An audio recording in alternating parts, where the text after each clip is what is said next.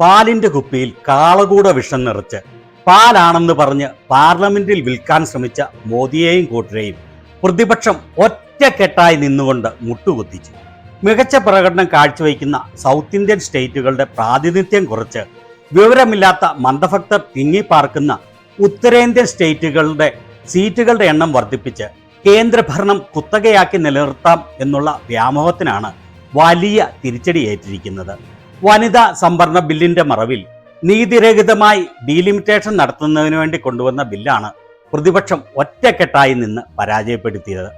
ഈ ബില്ലിന്മേൽ വോട്ടെടുപ്പ് നടക്കുന്നതും അനുകൂലമായും പ്രതികൂലമായും ലഭിച്ച വോട്ടുകളും ഇത് പരാജയപ്പെട്ടതിനെ തുടർന്ന് പ്രതിപക്ഷ നേതാവ് Rahul Gandhi, Trinamool Congress MP Mahua Moitra, AAP Rajya Sabha MP Sanjay Singh, Trinamool Congress MP Derek O'Brien എന്നിവരുടെ പ്രതികരണങ്ങളും നമുക്ക് കാണാം.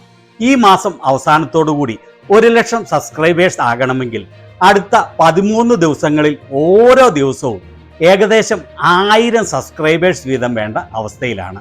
എന്നാൽ കഴിയുന്ന എല്ലാവരും സബ്സ്ക്രൈബ് ചെയ്ത് ഒന്ന് ആഞ്ഞു പിടിച്ചാൽ നടക്കാവുന്ന കാര്യമേ ഉള്ളൂ. ഇത്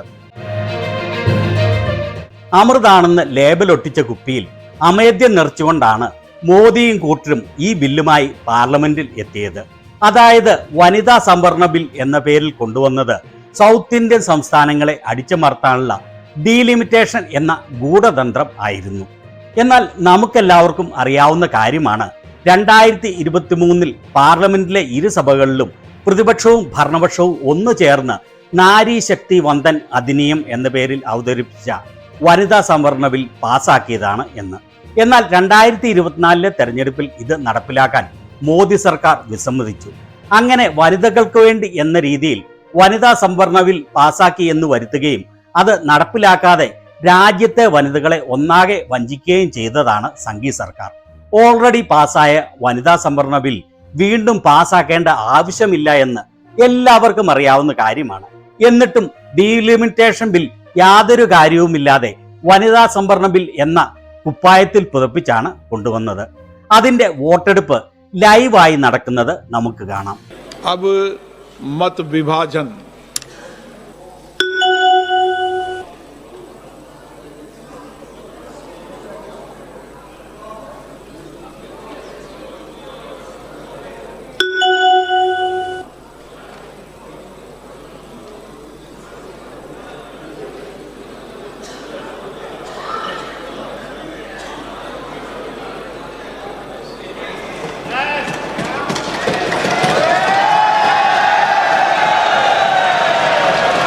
വോട്ടെടുപ്പ് പൂർത്തിയായി വോട്ടുകൾ ലൈവായി കാണിക്കുമ്പോൾ പ്രതിപക്ഷം ആഹ്ലാദത്തോടെ ശബ്ദമുയർത്തുന്നത് നമുക്ക് കേൾക്കാം.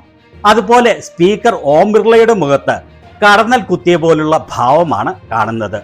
ഇത് മെഷീനിൽ വോട്ട് ചെയ്തവരുടെ മാത്രം വോട്ടുകളാണ്. 2/3 ഭൂരിപക്ഷം വേണം ഒരു ഭരണഘടനാ ഭേദഗതി ബിൽ പാസ്സാകുന്നതിന്. വോട്ടിംഗ് മെഷീനിൽ 489 പേർ വോട്ട് ചെയ്തപ്പോൾ 278 പേർ അനുകൂലിക്കുകയും 211 പേർ എതിർക്കുകയും ചെയ്തു.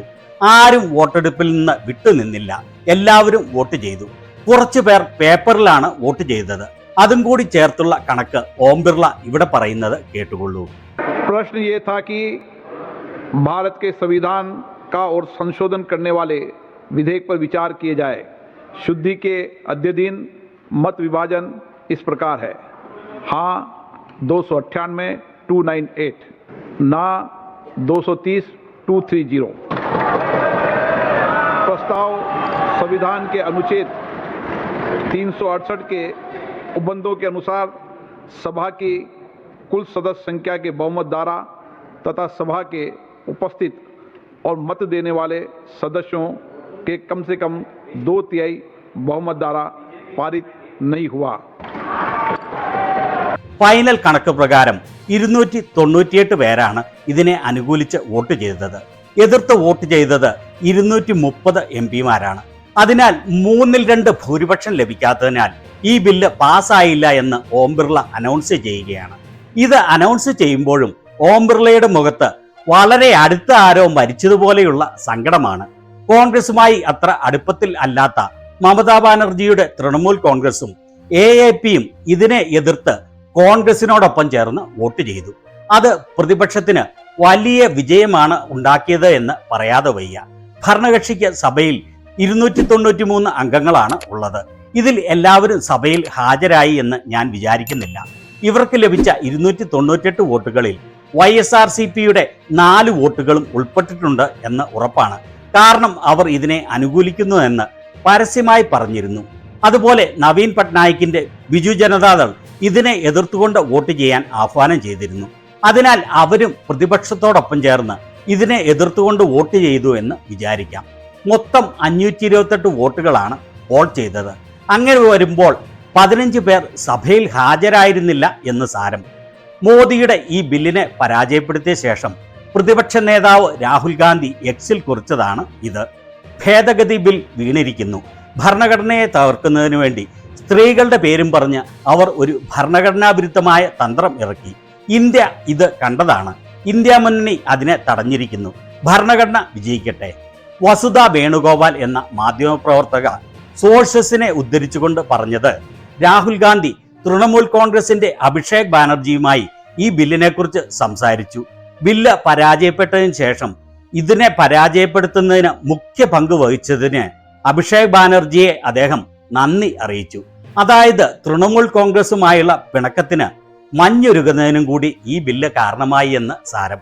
തൃണമൂൽ കോൺഗ്രസ് MP ഡെറിക് ഓബ്രയൻ വളരെ സന്തോഷത്തോടു കൂടി എഴുതിയത് ഇങ്ങനെയാണ്: നരേന്ദ്രമോദിയുടെയും അമിറ്റിന്റെയും അന്ത്യത്തിന്റെ തുടക്കമാണ് ഇത്. AAP നേതാവ് സഞ്ജയ് സിംഗ് എക്സിൽ കുറിച്ചത്, രാജ്യത്തെ വിഭജിക്കാനുള്ള തുക്കടെ ഗാങ്ങിന്റെ ശ്രമം പരാജയപ്പെട്ടു. ഓർക്കണം, വനിതാ സംവരണ ബിൽ അല്ല, മറിച്ച് ബ്രേക്ക് ദ കൺട്രി ബില്ലാണ് ഇത് എന്ന്. രാജ്യത്തെ വിഭജിക്കാനുള്ള ബില്ലാണ്. അത്യധികമായ ആഹ്ലാദത്തോടെയാണ് ഈ ബില്ലിനെ പരാജയപ്പെടുത്തിയ ശേഷം പുറത്തിറങ്ങിയ തൃണമൂൽ കോൺഗ്രസ് MP മഹുവ മൊയ്ത്ര മാധ്യമങ്ങളോട് സംസാരിച്ചത്. अरे महिला का हक है बोल के तो हम लोग हराए इनको, महिला का हक है बोल के तो हम इनको हराए, क्योंकि हम लोग तो 38% ऐसे ही बिना बिल का भेज दिए। बीजेपी को चैलेंज देते, भेजिए ना 38%। सरकार का बिल गिरा है इस पे बहुत ही खुश है, क्योंकि ये बिल के अंदर, ये बिल से ये पूरा भारत का बंटवारा करके बेआईनी बेकानून without the 2000 using the 2011 census freeze हटा के वो डिलिमिटेशन करने वाले थे। ये महिला का कोई मुद्दा था ही नहीं, ये उनका अपना था। बंगाल में चुनाव है, बंगाल में हम जीतने वाले हैं, और नारी शक्ति क्या है इसका मुंह में ऐसे घस देंगे हम लोग। സ്ത്രീകളുടെ അവകാശമാണ്. ഞങ്ങൾ അവരെ പരാജയപ്പെടുത്തി. ഈ ബില്ല് പരാജയപ്പെടുത്തിയതിൽ വലിയ സന്തോഷമാണ് ഉള്ളത്. ഇത് സ്ത്രീകളുടെ വിഷയമല്ല, വനിതാ സംവരണ ബില്ലല്ല, മറിച്ച് രാജ്യത്തെ ഭരണഘടനാ വിരുദ്ധമായി വിഘടിപ്പിക്കുവാൻ കൊണ്ടുവന്ന ബില്ലാണ്. ബംഗാൾ തെരഞ്ഞെടുപ്പിൽ ഞങ്ങൾ ഉറപ്പായും വിജയിക്കും. അങ്ങനെ പ്രതിപക്ഷം ഒറ്റക്കെട്ടായി നിന്നുകൊണ്ട് നരേന്ദ്രമോദിയുടെയും കൂട്ടരുടെയും മുഖത്ത് വലിയ പ്രഹരമാണ് ഏൽപ്പിച്ചിരിക്കുന്നത്. എന്നാൽ വനിതകൾക്ക് സംവരണം കൊടുക്കുന്നതിനെ കോൺഗ്രസ് എതിർത്തു എന്ന് പറഞ്ഞ് തെരഞ്ഞെടുപ്പ് നടക്കുന്ന സംസ്ഥാനങ്ങളിൽ നാളെ മുതൽ മോദി കള്ളക്കണ്ണീരുമായി ഇറങ്ങും എന്ന് ഉറപ്പാണ്. അതിനുവേണ്ടി മാത്രമാണ് പരാജയപ്പെടും എന്ന് 100% ഉറപ്പുള്ളപ്പോഴും തെരഞ്ഞെടുപ്പ് നടക്കുന്നതിനിടയിൽ സ്പെഷ്യൽ പാർലമെന്ററി സെഷൻ വിളിച്ച് ഈ നാടകം നടത്തിയത്. എന്നാൽ തമിഴ്നാട്ടിലെയും ബംഗാളിലെയും ജനങ്ങൾ സംഘികളെ പോലെ തലയ്ക്കകത്ത് ചാണകം ഉള്ളവരല്ല, മറിച്ച് വിവരവും വിവേകവും ഉള്ളവരാണ് എന്ന് ഈ വോട്ടെടുപ്പിലൂടെ കാണിച്ചു കൊടുക്കുമെന്ന് ന്യായമായും പ്രതീക്ഷിക്കാം. പ്രതിപക്ഷം ഒറ്റക്കെട്ടായി രാഹുൽ ഗാന്ധിയുടെ പിന്നിൽ അണിനിരുന്ന് മോദിയെ മുട്ടുകുത്തിച്ചതിനെ കുറിച്ച് നിങ്ങളുടെ അഭിപ്രായം എന്താണ്?